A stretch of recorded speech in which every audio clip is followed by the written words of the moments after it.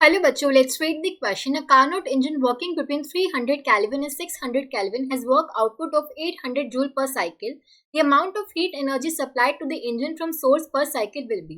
एक Carnot engine है हमारा 300 केल्विन और 600 केल्विन के बीच में वर्क कर रहे हैं, यानी कि जो टेम्परेचर ऑफ सोर्स है वो हमें देखा है 600 केल्विन, जो हाई टेम्परेचर पे होता है।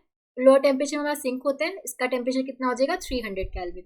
ठीक है, वर्क आउटपुट दे रखे हैं 800 जूल पर साइकिल। ठीक है, सो पर साइकिल जो हमारा वर्क आउटपुट है वो कितना है 800 जूल। हमें बताना है कि पर साइकिल हमें कितनी एनर्जी सप्लाई करनी पड़ेगी इंजन को फ्रॉम सोर्स। तो हमें Q1 की वैल्यू हमें फाइंड आउट करनी है, amount of heat energy supply to the engine from the source. ठीक है, अब एफिशिएंसी हमें पता है किसकी इक्वल होती है 1 माइनस T2 बाई T1। तो ये आ जाएगा 1 माइनस 300 डिवाइड बाई 600, तो ये आ जाएगा 1 माइनस 1/2।